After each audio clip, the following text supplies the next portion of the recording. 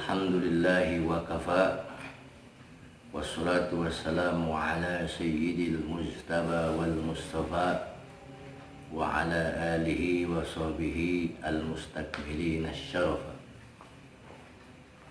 Qala Allah subhanahu wa ta'ala fil Qur'anil Karim, a'udzu billahi minasy syaithanir rajim. Bismillahirrahmanirrahim. Inna anzalnahu fi lailatul qadri wa ma adraka ma lailatul qadri. Lailatul qadri khairum min alfi syahr. Tanazzalul malaikatu war-ruhu fiha bi'izni rabbihim min kulli amrin salam. Salamun hiya hatta matla'il fajr.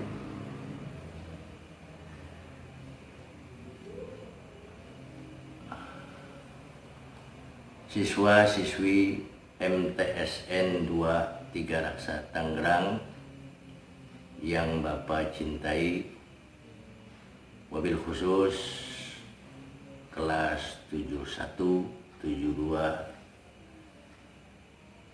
dan 77 lainnya. Mudah-mudahan kita semua diberikan maghfirah, diberikan barokah dalam menjalani aktivitas puasa Ramadan dan juga aktivitas ibadah pada malam Ramadan, Qiyamul Lail.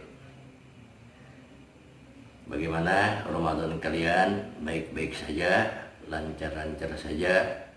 Mudah-mudahan demikian sesuai yang kita harapkan semuanya. Pada kesempatan ini berkaitan dengan pesantren Ramadan, agenda kita dalam pembelajaran online yang diadakan di sekolah kita. Bapak akan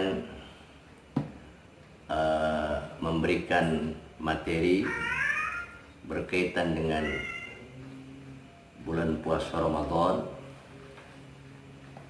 Materi ini berjudul atau bertemakan Lailatul Qadar.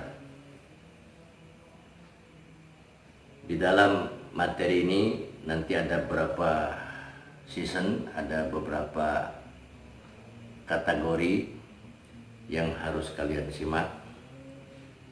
Ada beberapa isi, di antaranya yang pertama adalah latar belakang terjadinya Lailatul Qadar. Yang kedua, ciri-ciri malam Lailatul Qadar. Yang ketiga, tata cara melaksanakan sholat Lailatul Qadar. Yang keempat, amalan yang kita baca pada malam Lailatul Qadar. Baiklah, kita mulai pembahasan kepada isi yang pertama, yaitu latar belakang terjadinya Lailatul Qadar. Rasulullah diceritakan ada seorang laki-laki dari kalangan atau umat Bani Israel. Umat Bani Israel itu umatnya Nabi Musa.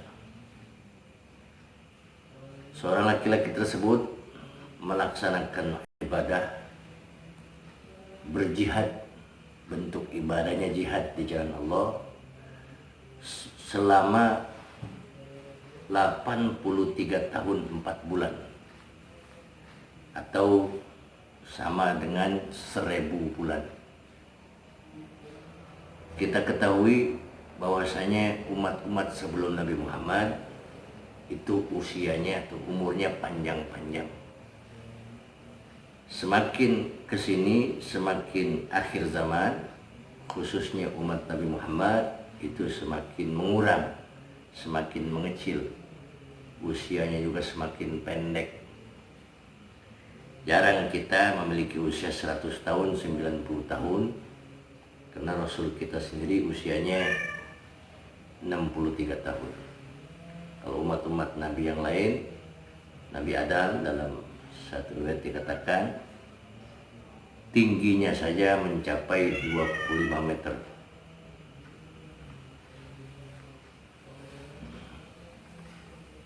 Umat Nabi Musa kira-kira mencapai 23 meter. Rasulullah begitu kagum, begitu menginginkan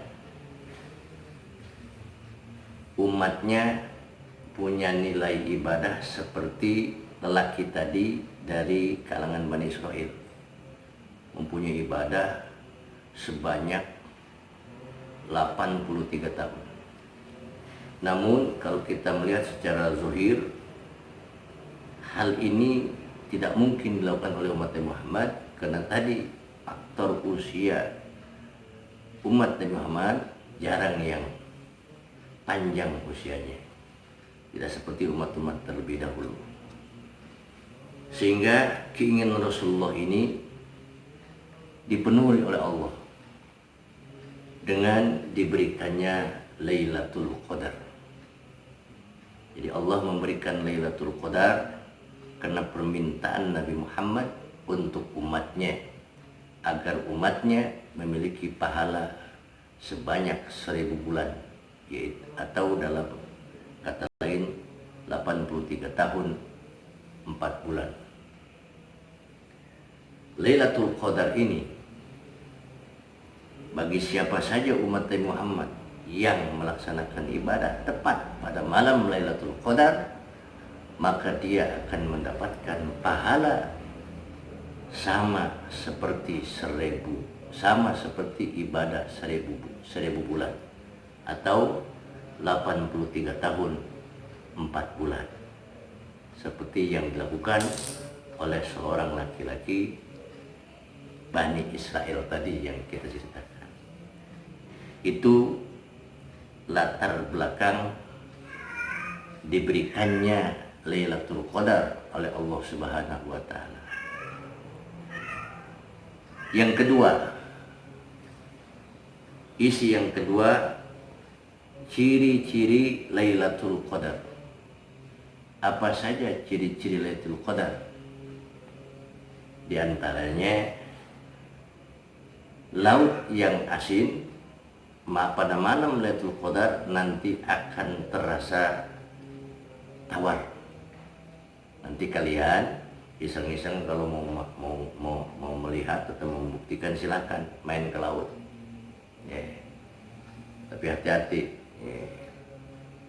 nanti ngerasain tawar enggak, malah kena laut lagi, hati-hati. Itu pada malam Lailatul Qadar laut itu menjadi tawar, maksudnya air laut. Apalagi tidak ada suara gonggongan anjing, suara teriakan anjing menggonggong pada malam Lailatul Qadar.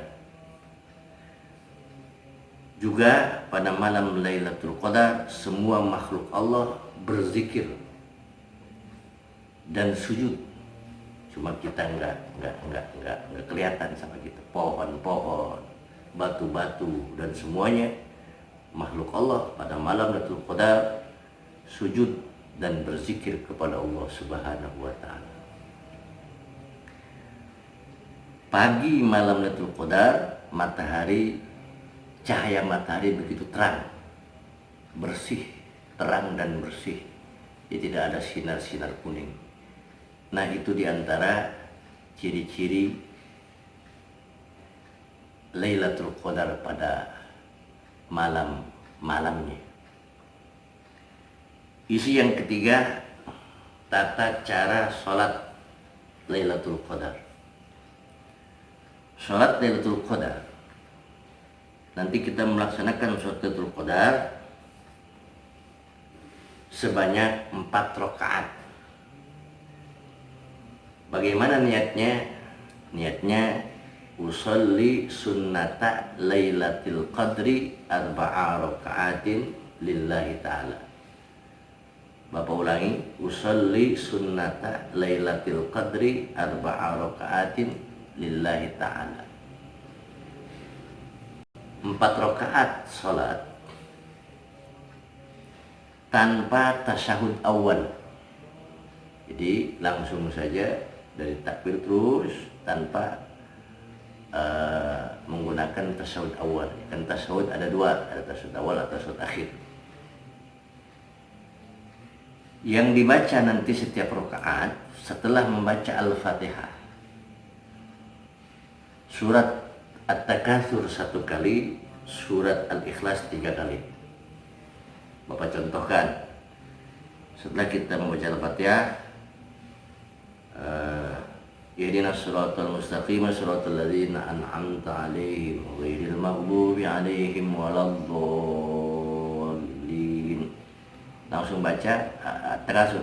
Bismillahirrahmanirrahim. Alhaakumut takatsur hatta zurtumul maqabir kalla, sampai selesai al-ayat. Baca surat Al-Ikhlas 3 kali. Bismillahirrahmanirrahim. Qul huwallahu ahad, Allahus samad, lam yalid wa lam yulad, sampai selesai. Sampai 3 kali bacanya. Bismillahirrahmanirrahim, Qul huwallahu ahad, selesai, baca lagi Bismillahirrahmanirrahim, Qul huwallahu ahad. Dan itu dilakukan setiap rakaatnya. Yang 4 rakaat tadi, setiap rakaatnya membaca Al-Hakumut atau At-Takatsur 1 kali, Al-Ikhlas 3 kali setelah Al-Fatihah. Itu tata cara melaksanakan sholat Lailatul Qadar. Yang keempat, amalan Lailatul Qadar. Apa saja yang harus kita amalkan pada malam Lailatul Qadar? Nanti setelah kalian melaksanakan sholat Lailatul Qadar yang tadi sudah Bapak terangkan, baca, diantaranya adalah baca surat Yasin. Kenapa baca surat Yasin? Kalau memang ada waktu luang, ada kesempatan baca surat Yasin, karena surat Yasin disebutkan oleh para ulama, surat Yasin adalah qalbul Quran, hatinya Al-Quran. Segala sesuatu memiliki hati. Kita memiliki hati, rumah ada hatinya, semuanya ada hatinya. Dan hatinya Al-Quran adalah surat Yasin. Dan di antara kelebihan surat Yasin, apabila kita punya kehendak apa saja, membaca surat Yasin, keinginan apa saja akan dikabulkan oleh Allah. Lalu membaca membaca ayat kursi. Kita tahu semua ayat kursi, mulai dengan Allah, Bismillahirrahmanirrahim, Allahu la ilaha illa huwal hayyul qayyum, sampai selesai. Ayat kursi adalah ayat yang paling utama di dalam Al-Quran. Selanjutnya membaca akhir surat Al-Baqarah. Akhir surat Al-Baqarah, nanti kalian buka di Al-Quran. Akhir surat Al-Baqarah dimulai dari lillahi ma, bismillahirrahmanirrahim, lillahi ma fis samawati ma fil ard wa in tubdu ma fi anfusikum, sampai selesai. Disebutkan dalam keterangan para ulama, barang siapa yang mempunyai keinginan, hajat membaca surat ayat kursi dan akhir surat Al-Baqarah, maka keinginannya akan dipenuhi. Selanjutnya membaca surat Zalzalah 2 kali.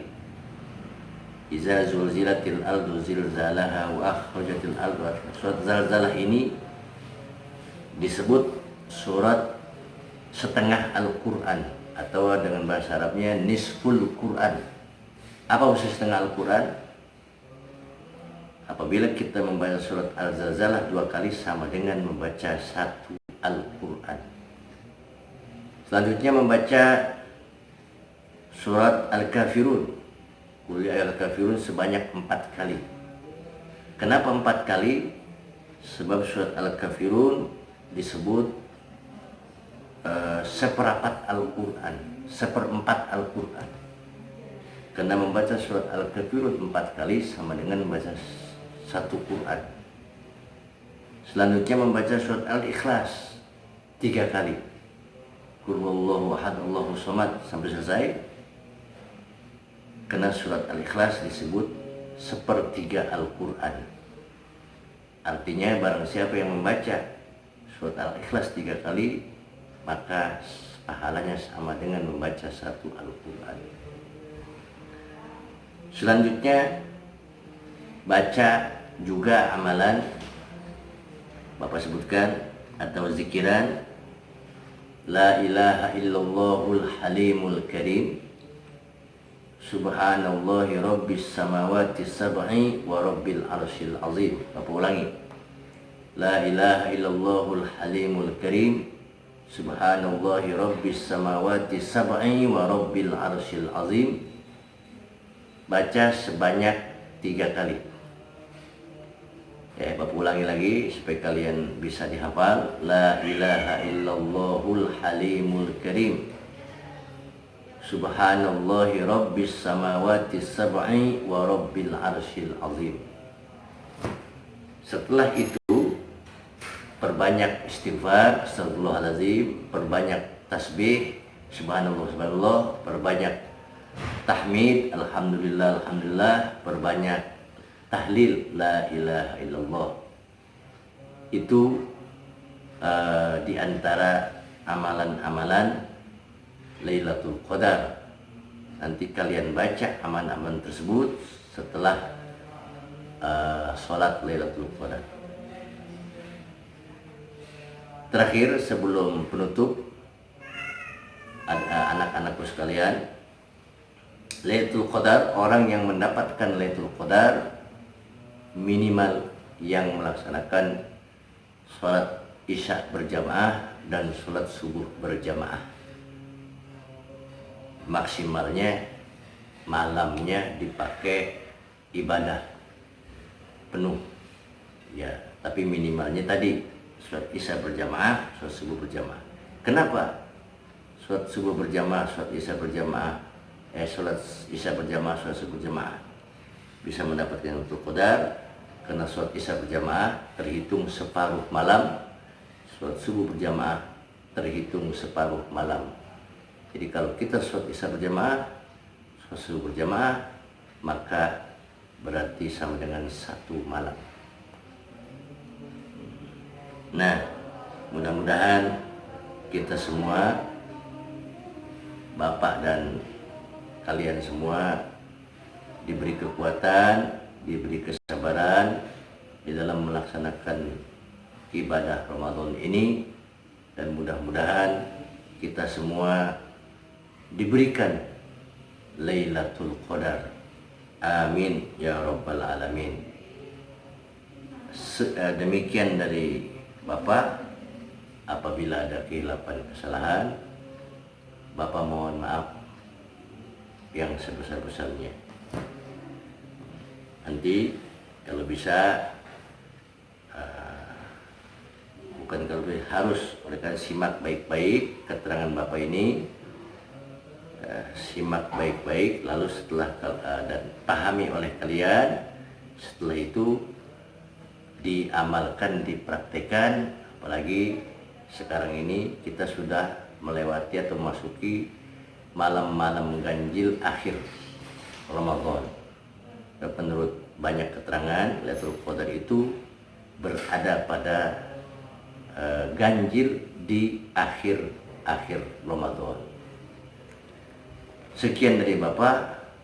Wallahu al-muwaffiq ila aqwamit thoriq. Wassalamualaikum warahmatullahi wabarakatuh.